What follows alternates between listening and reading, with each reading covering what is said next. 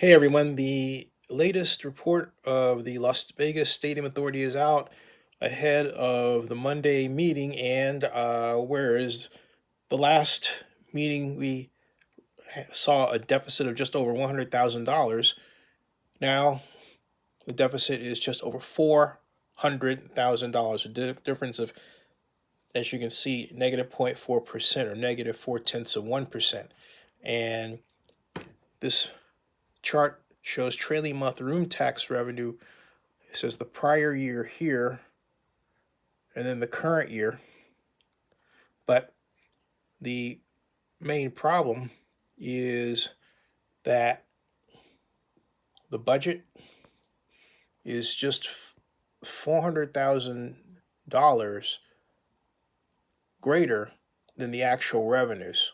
400, actually more closer to 500,000. $472,824. Now, the monthly revenue is up overall by 6.1%. When each of the jurisdictions are combined: Clark County, Las Vegas, Henderson, North Las Vegas, and Boulder City. And this is the trailing 12-month revenue by jurisdiction, which is up just a paltry 1.9%. So overall, you would ask, what's going on? Now, what's happening overall, and the reason why this problem occurs is I'm just going to be very candid. Not that I haven't been before. I forecast this problem was going to occur. I said now 2 years ago that, yeah, it's been that long, just over 2 years. I wrote on April 17th of 2017, I wrote that there would be a problem gaining enough revenue to cover the bond debt service when the debt coverage ratio of 1.5% is included. And on top of all that, the Stadium Authority has to run itself with part of that money. So the way out of this should have been to have a tax rate, pure and simple, of 1%. Instead, it was originally supposed to be 1% when the Southern Nevada Tourism and Infrastructure Committee was formed, and this idea was taken up and the consultants went to work. But you had certain people who were running for higher office, and foremost among them, Clark County Board of Commission representative and member Steve Sisolak was running for governor, or had plans to run for governor, eventually did, and the others running for re-election. And in total, there was an effort to have the tax rate at less than 1%. At one point, they had it as low as 0.7%, which, when I ran my forecast, produced some horrifying numbers in terms of deficits and in terms of shortfalls in bond money or money available to cover the bond issue when the debt coverage ratio is incorporated. Okay? And I say that because some of you have only looked at the bond debt service and forgot to take the bond debt service monthly and multiply that times 1.5. And your bond covenants state that you must maintain that level of revenue that's 1.5% at least over bond expenses. Okay? So, but they didn't do that. What happened was they settled upon a kind of a compromise rate of 88/100ths of 1%. All right. And that rate is, it's like, it's not quite what you need.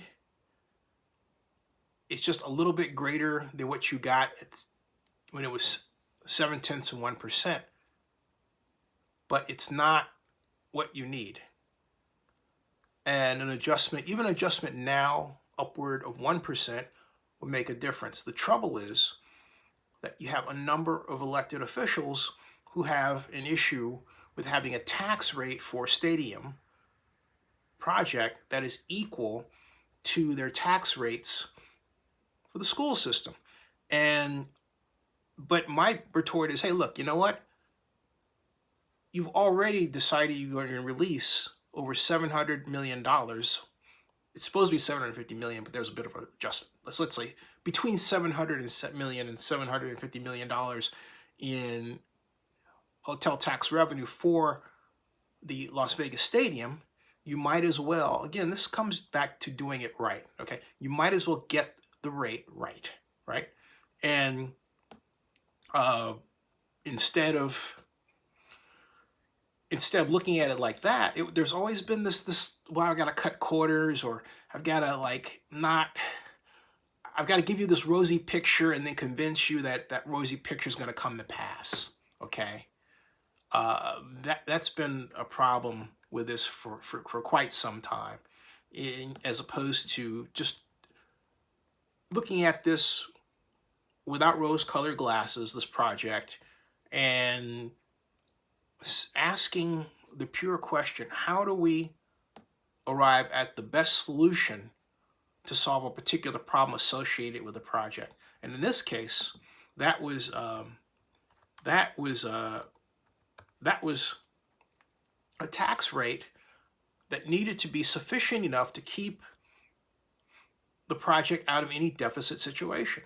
But oh no, we've got the right answer, and oh no, and I remember Jessica Colvin talked to me, and Guy Hobbs assured me this was going to work, and everything was going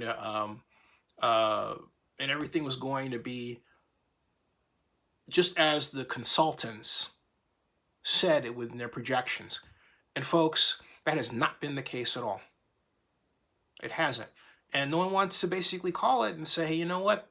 The consultants led us down a path that didn't, in a point of fact, come to pass. And it didn't, okay?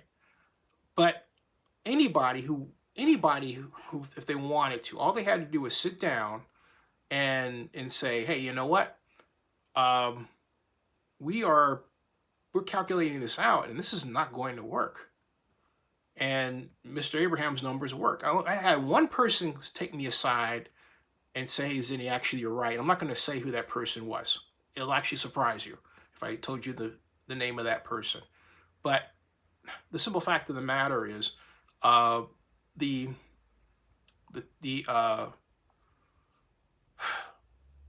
been a lot of effort in trying to make absolutely certain that that a rosy picture was painted on this, that there were no problems, and that there would never be problems, and that I was basically an enemy of the project, and as opposed to, hey, this guy's trying to help you do your project better, and maybe you should listen to him, and that's, I'm looking at an article I wrote, Oakland Raiders Las Vegas NFL Stadium bond debt not covered by hotel tax revenue, a detailed look. And that was August 22nd of 2018. And this wasn't the first time, again, that I raised the flag on this. I had done so a year before that.